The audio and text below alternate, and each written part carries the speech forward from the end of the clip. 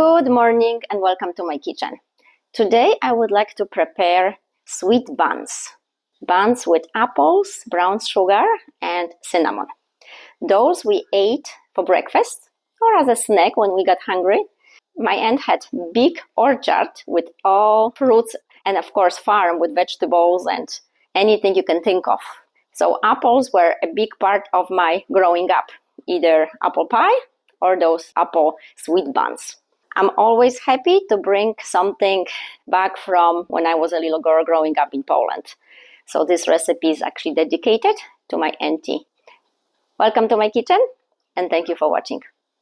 And for the dough, I need 4 cups of all-purpose flour, 2 packets of dry yeast, which is about 14 grams, 1/3 of a cup of sugar, 10 tablespoons of butter, 2 egg yolks, 1 1/4 of a cup of milk, warm milk, 1 tablespoon of honey, vanilla extract, and 2 tablespoons of plain yogurt. Additionally, I will need about 4 apples, cinnamon, and brown sugar.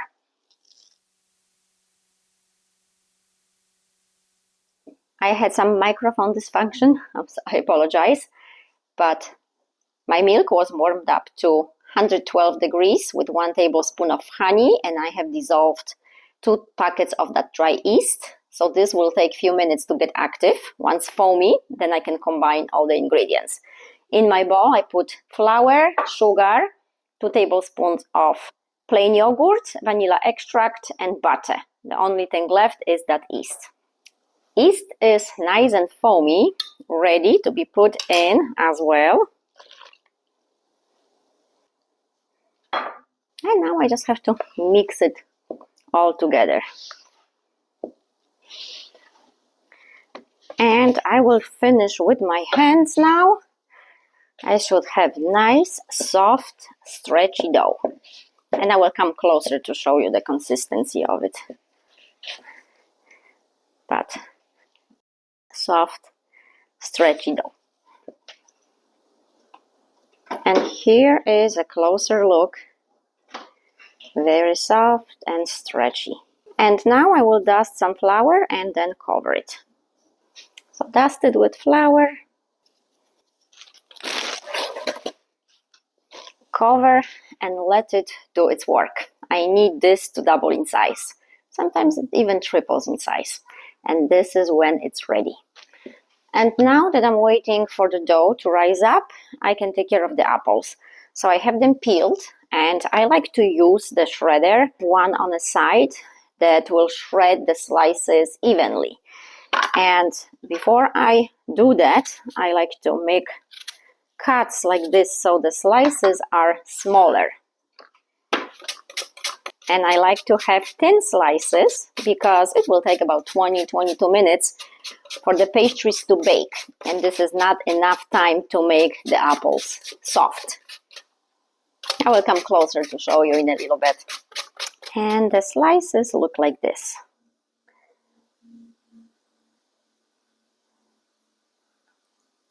And time to prepare the apples. I have 1 tablespoon of butter on the pan.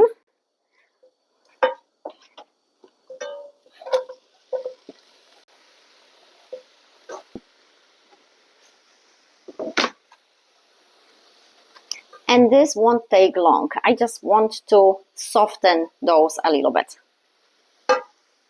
Okay, cinnamon. I would say 1 tablespoon is plenty. And I have the heat on high. It should probably take me like 3 minutes. Okay, and brown sugar. That is probably 3 teaspoons. My auntie used to put few drops of lemon juice. Okay, and this is almost done. I can see the color of the apples changing.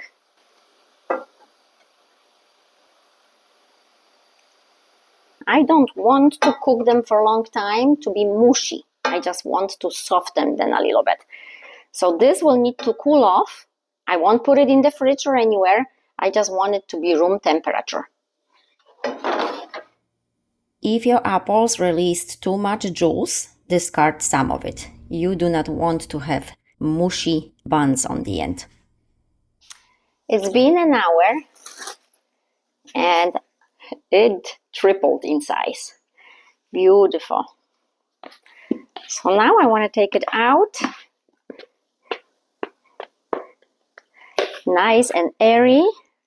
And I've got my board dusted with flour.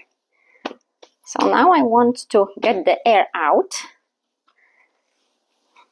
Oh, so soft. And the next step is to roll the dough out. Roll it out.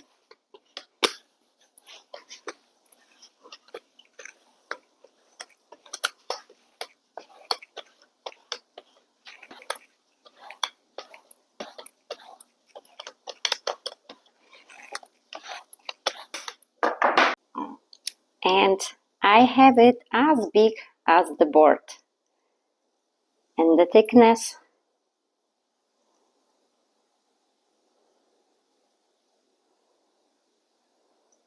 it's about 22 inches by 15-16 inches.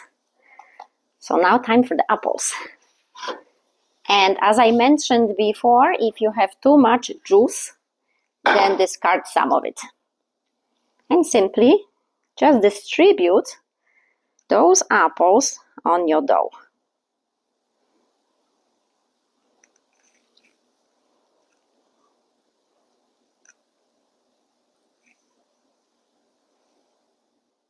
And here you have it, 4 big apples. If you have smaller apples, make it 5. Okay, and now on the edges, I like to put some butter. So I have some melted butter, and I want to put it on the edges of that dough. And there will be a little bit more. Once those are rolled out and ready for baking, I will put some melted butter on top of them for that nice gold crust. Okay, and now what I do is just roll it. Roll it pretty tight so it won't break apart once you cut the buns out. Okay, and I will put some butter on top.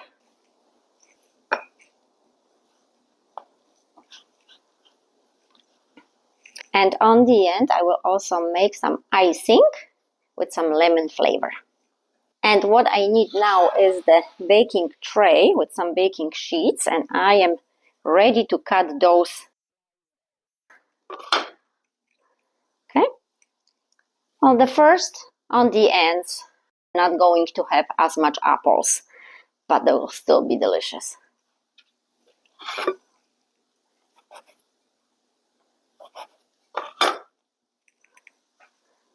And I cut them about 1.5 inches wide.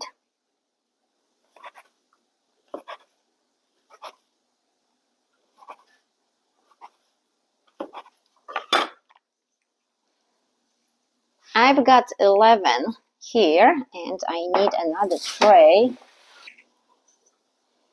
for the rest of them. I don't want to put them too close to each other because they will still rise up, so they will become bigger, and I don't want them to stick to each other. I gotta give enough space. Out of this recipe, I have 18 buns. So now I will cover them and wait in 20 minutes, and then those will be ready for baking. And now time for the icing. I have about 2 cups of powdered sugar, extract. You can use lemon juice or even lemon zest, and liquid, about 3 tablespoons. So I will pour this, and it has to be hot. I will pour this in and mix it up. I just want to have the right consistency here.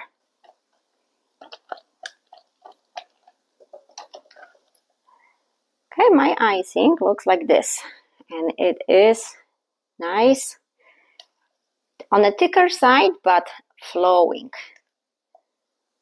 And this is what I need. When I use just water, 3 tablespoons is enough, but if I mix it with milk is a little bit thicker, I might need 4 tablespoons for those 2 cups of powdered sugar.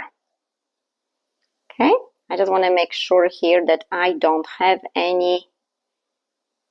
no lumps. I want it nice and smooth and no lumps. If your icing gets cooler, it will thicken up. So if you don't use it right away, you will have to warm this up a little bit so the consistency is right again. It runs really smoothly, there is no lump. Okay, time for the buns.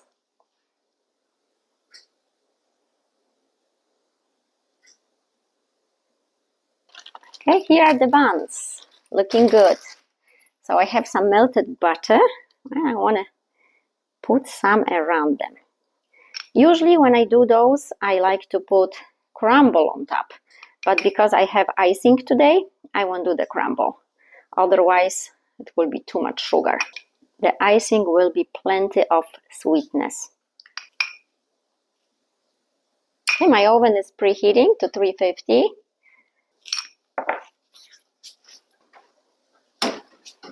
Put a little bit of cinnamon on top. Not everybody likes cinnamon that much, so it's not necessary. But for those of you who do, you can sprinkle it with some cinnamon. And those are ready to go in the oven.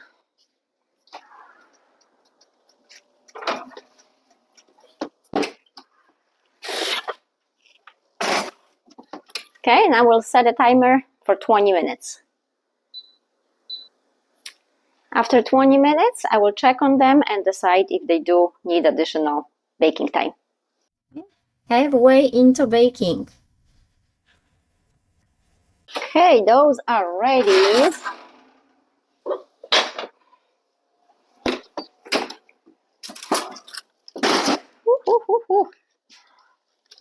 Maybe I won't fit both here, so I will just have one.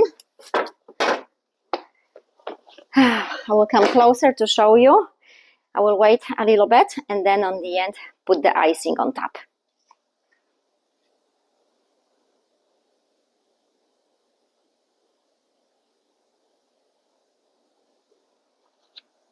Okay, now the last thing to do is put the lemon icing on those.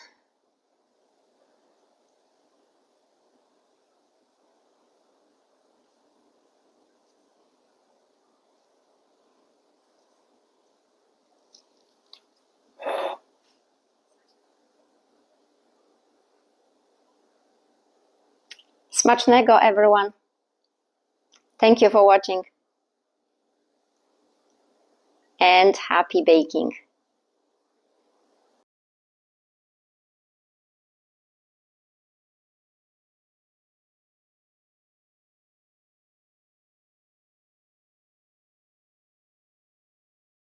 I would like to let you know why I am a big fan of using scale instead of the cups. I do put measurements in cups, so it's easier. As you know, I'm from Europe, so everything for me is in grams. And here in United States, any recipes you have is usually in cups. But I want you to pay attention to one thing, so take it as a tip. I learned by mistakes because I've done it before. So I have put together a flour, the same flour, all-purpose flour, into the same measuring cups. Exactly 2 cups in here and exactly 2 cups in here. But I want to measure it using the scale and show you if there is a difference and how much of a difference it can be. So here is the first 2 cups of flour, as you can see, 2 cups. And here is exactly 2 cups. All around. No cheating. And I will turn on, and there's nothing here. My scale, so it's set to 0. Maybe I should show you. So it's set to 0. If you can see. Okay, and I will put the first 2 cups in. And it says it is 248 grams. So now I will take this into a different cup and it's empty, put it back, it comes back to 0. And now the other 2 cups, all of it. And this one is 314. So now you can see that 2 cups are not created equal, right? They do not measure on a scale the same. So why is that? Well, it's all about handling the flour. If we are gentle with it, the flour is fluffy, it's light, and then 2 cups, nice fluffy flour. If you handle the flour, shake it, kind of bang it, on the surface somewhere, it loses its volume because it becomes dense. So you keep adding to have exactly 2 cups, right? Well, but it's much, much more heavier. It's much, much more flour that you need.